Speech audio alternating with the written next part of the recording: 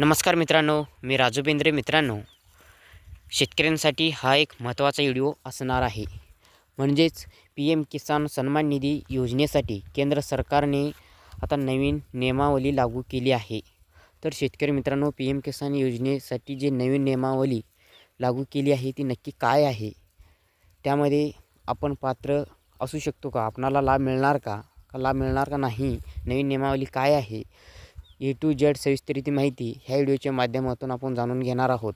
त्याकरिता व्हिडिओ शेवटपर्यंत पहा आणि आपल्या आर्बिटेक मराठी यूट्यूब चॅनलला सबस्क्राईब केलं नसेल तर आता सबस्क्राईब करून ठेवा, कारण असेच महत्त्वाचे व्हिडिओ डेली आपल्या आर्बिटेक मराठी यूट्यूब चॅनलवरती येत राहतील. तर चला मित्रांनो, व्हिडिओला वेळ न घालवता व्हिडिओला सुरू करूया. मित्रांनो, PM किसान योजनेसाठी केंद्र सरकारने नवीन नियमावली लागू केली आहे. त्या अंतर्गत एकाच कुटुंबातील पती, पत्नी, मुलगा, मुलगी लाभ घेत असल्यास त्यातील एकालाच ह्यापुढे ह्या योजनेचा लाभ घेता येणार आहे. म्हणजेच आता जर एका घरातील आता वडिलाच्या नावावर शेत आहे, मुलाच्या शेतावरती मुलाच्या नावावरती जमीन आहे आणि पत्नीच्या नावावरती जमीन आहे आणि सर्वांनी PM किसान योजनेसाठी अर्ज केला आहे, त्यांना लाभ मिळत आहे. तर आता ह्यापुढे मिळणार नाही. फक्त कुटुंबातील एक रेशन कार्ड, एका कुटुंबासाठी एक रेशन कार्ड असतो ना, त्याचप्रमाणे एका कुटुंबातील एकाच व्यक्तीला PM किसान सन्मान निधी योजनेअंतर्गत लाभ मिळणार आहे. त्यासाठी आता ह्या योजनेसाठी अर्ज करताना पती, पत्नी आणि मुले यांचे आधार कार्ड जोडणं अनिवार्य करण्यात आली आहे. मेन पॉईंट आहे मित्रांनो, शेतकरी मित्रांनो, नीट लक्ष देऊन ऐका आणि शेवटपर्यंत व्हिडिओ पहा. PM किसान योजनेसाठी जर नवीन अर्ज करताना तुम्हाला पतीच्या नावावरती जर अर्ज करायचा असेल तर पत्नीचे, मुलाचे आधार कार्ड जोडणं गरजेचं आहे. आणि पत्नीच्या नावावरती जर PM किसान योजनेचा अर्ज करणार असाल तर मुलाचे आणि पतीचे जोडायचं आहे. जर मुलाची नावावरती जमीन आहे आणि PM किसान योजनेसाठी अर्ज करणार आहोत तर त्यासाठी मुलाच्या बापाचं आणि आईचं हे आधार कार्ड जोडणं गरजेचं आहे. त्याचबरोबर वारस हक्क वगळता ज्या शेतकऱ्यांनी 2019 पूर्वी जमीन खरेदी केली आहे त्या शेतकऱ्यांना योजनेचा लाभ घेता येणार आहे. 2019 पूर्वीच जमीन जर खरेदी केली असली तरच ह्या योजनेचा लाभ मिळणार आहे. ह्यापुढे जे वकील, डॉक्टर, इंजिनियर आहेत, जे आयकर भरतात, जे पेन्शनर आहेत, त्यांनाही ह्यापुढे PM किसान योजनेचा लाभ मिळणार नाही. तर मित्रांनो, जे काही डॉक्टर असेल, इंजिनियर असेल, वकील असेल, असे जे मोठमोठे नोकरीदार, सरकारी नोकरी आहेत, त्यांच्या कुटुंबातील व त्यांच्या नावावर जमीन असेल तर PM किसान योजनेचा लाभ त्यांना मिळणार नाही. आणि इन्कम टॅक्स कोण भरत आहे त्यांनीसुद्धा ह्या योजनेचा लाभ घेता येणार नाही. जे पेन्शन असेल केंद्राकडून किंवा राज्याकडून दर महिन्याला, त्या पेन्शन घेणाऱ्या व्यक्तीलासुद्धा PM किसान योजनेचा लाभ मिळणार नाही. शेतकरी मित्रांनो, शेतकऱ्यांना आर्थिक हातभार लागावा ह्या हेतून पंतप्रधान नरेंद्र मोदी यांनी शेतकऱ्यांना 6,000 रुपये देण्याची जाहीर केले. त्यानुसार ह्या योजनेची सुरुवात डिसेंबर 2018 मध्ये करण्यात आली. तेव्हापासून शेतकऱ्याला वर्षाला 6,000 रुपये देण्यात येत आहे. ह्यामुळे शेतकऱ्यांची चांगली आर्थिक सोय झाली आहे. ज्यावेळी ही योजना सुरू झाली त्यावेळी एकाच कुटुंबातील पती, पत्नी, मुलगा, मुलगी यांनी त्यांच्या नावावर असलेल्या शेतजमिनीच्या अनुषंगाने PM किसान योजनेसाठी अर्ज केले. त्यानुसार त्यांना ह्या योजनेचा लाभ सुरू करण्यात आला. कालांतराने सरकारच्या एकाच कुटुंबातील पती, पत्नी, मुलगा, मुलगी यांच्यासह जे निवृत्त कर्मचारी होऊन पेन्शन घेत आहेत, जे आयकर भरत आहेत, जे डॉक्टर, वकील, इंजिनियर, CA, आर्किटेक्ट आहेत, आदानी लाभ मिळत असलेल्या केंद्र सरकारच्या पाहणीत दिसून आले आहे. त्यामुळे केंद्र सरकारने सध्या नवीन नियमावली लागू केली आहे. नवीन नियमामुळे अनेकांच्या ह्या योजनेतून पत्ता कट होणार असून जे पात्र शेतकरी आहेत त्यांना ह्या योजनेचा लाभ मिळणार आहे. शेतकरी मित्रांनो, जे सरकारी कर्मचारी म्हणजे त्यांचं रिटायरमेंट झाले असेल अशा त्यांना पेन्शन येत आहे, त्यांच्या नावावर शेतजमीन आहे, त्यांनी ह्या योजनेचा लाभ घेत असेल तर आता त्यांना मिळणार नाही. त्यांचं योजनेमधून अपात्र करता येणार आहे. आणि जे वकील, डॉक्टर, इंजिनियर, जे इन्कम टॅक्स भरत आहेत अशांनीसुद्धा ह्या योजनेच्या माध्यमातून त्यांना आता अपात्र करता येणार आहे. त्यांना ह्याच्यापुढे लाभ मिळणार नाही.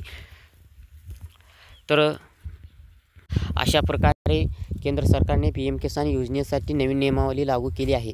आणि त्याच्यानंतर PM किसान सन्मान निधी योजनेसाठी KYC करायची गरजच आहे का? तर पहा, शेतकरी PM किसान साठी अर्ज भरताना आवश्यक कागदपत्रे जोडून अर्ज भरतात. त्यांना ह्या योजनेचा लाभही मिळतो. मात्र काही हप्ते मिळाल्यावर पुन्हा शेतकऱ्यांना KYC करण्यासाठी सांगितले जाते. एकदा आवश्यक कागदपत्रे अपलोड केल्यानंतर संबंधित शेतकऱ्यांची ती कागदपत्रे असूनही वारंवार KYC करायला का सांगितले जाते, हा प्रश्न शेतकऱ्यातूनच विचारला जात आहे. KYCसाठी 7 दिवसाची मुदत आहे. पहा, पंतप्रधान किसान सन्मान योजनेअंतर्गत अपात्र असलेल्या अपात्र लाभार्थी यादी कृषी विभागाकडे पडताळणी करण्यासाठी उपलब्ध करून देण्यात येत आलेली आहे. जे लाभार्थी पात्र असूनही त्यांचे नाव अपात्र यादीत आले आहे त्या शेतकऱ्यांनी त्यांच्या गावातील कृषी सहाय्यक यांच्याशी संपर्क साधून पात्रतेसाठी आवश्यक ती कागदपत्रेची पूर्तता करावी. केंद्र शासन स्तरावरून त्या योजनेच्या लाभार्थीचा पाठपुरावा सुरू आहे. त्यामुळे संबंधित लाभार्थ्यांची शेतकऱ्यांची यादी पडताळणी करून त्यांच्या 7 दिवसात कागदपत्रे पूर्तता करावी. त्यानंतर उर्वरित लाभार्थ्यांची यादी अपात्र म्हणून शासनाने कळवण्यात येणार आहे. त्यानंतर लाभार्थी ह्या योजनेसह पात्र होणार नाहीत असे कृषी विभागाने कळवले आहेत.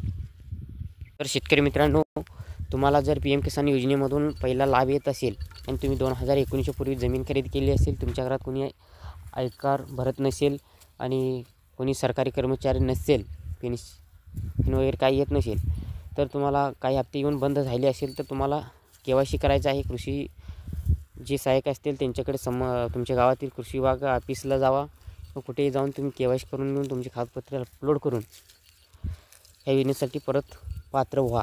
पुढील येणारा हप्ता तुम्हाला मिळेल. शासनाकडून PM किसान योजनेत काही नवीन नियम लागू झाले आहेत. यापुढे कुटुंबातील एकाच व्यक्तीला ह्या योजनेतून लाभ मिळेल. जे आयकर भरतात, पेन्शन आहेत, व्यावसायिक आहेत, पदाधिकारी आहेत, त्यांना ह्या योजनेचा लाभ मिळणार नाही. अपात्र लाभार्थ्यांनी यादी पडताळणी करून 7 दिवसात कागदपत्रेची पूर्तता करावी. त्यानंतर उर्वरित लाभार्थ्यांची यादी अपात्र म्हणून शासन कळवण्यात येईल. त्यानंतर लाभार्थी ह्या योजनेस पात्र होणार नाहीत. तर शेतकरी मित्रांनो, PM किसान सन्मान निधी योजनेची जी नवीन नियमावली लागू केली आहे ती काय आहेत जाणून घ्या. लाभार्थीच्या नावावर 2019 पूर्वी जमिनी नोंद असावी. 2019 नंतरची जमिनी खरेदी, खातेफोड, बक्षीसपत्र असल्यास त्याला लाभ मिळणार नाही. लाभार्थीच्या नावावर 1 फेब्रुवारी 2019 नंतर वारस हक्काने जमीन नोंद असल्यास लाभ मिळणार. कुटुंबातील पती, पत्नी, मुलगा, मुलगी यापैकी एकच व्यक्ती पात्र ठरणार. लाभार्थी शासकीय, निमशासकीय, शासन अंगीकृत संस्था, स्वायत्त संस्थेचा कर्मचारी नसावा. लाभार्थी शासनाचा निवृत्ती वेतनधारक, पेन्शनर नसावा. लाभार्थी नोंदणीकृत डॉक्टर, वकील, इंजिनिअरिंग, CA, आर्किटेक्ट नसावा. लाभार्थी आजी माजी खासदार, आमदार, जिल्हा परिषद अध्यक्ष नसावा. लाभार्थी नोंदणीकृत व्यवसाय असणारा, सलग IT रिटर्नर, इन्कम टॅक्स भरणारा नसावा. हे आहेत नियमावली PM किसान योजनेसाठी जे केंद्र सरकारने नवीन नियमावली लागू केलेली. आता शेतकरी मित्रांनो, तुम्हाला समजलं असेल की PM किसान योजनेसाठी कोणती शेतकरी पात्र असणार, कोणती शेतकरी अपात्र असणार, कोणाला लाभ मिळणार, कोणाला लाभ मिळणार नाही. A to Z माहिती तुम्हाला मी व्हिडिओच्या माध्यमातून क्लिअर सांगितलेलं आहे. त्याकरता व्हिडिओला लाईक करा आणि व्हिडिओ जास्तीत जास्त तुमच्या मित्रांपर्यंत व्हॉट्सअप ग्रुपवरती हा गावातील शेअर करा. आणि चॅनलला सबस्क्राईब केलं नसेल तर RBTech मराठी यूट्यूब चॅनलला सबस्क्राईब करून ठेवा, कारण अशीच महत्त्वाची व्हिडिओ डेली आपल्या चॅनलवरती येत राहतील. तर शेतकरी मित्रांनो, इथंच थांबतो. नवीन माहितीसह नवीन व्हिडिओसह परत व्हिडिओमध्ये भेटूया. जय महाराष्ट्र. धन्यवाद.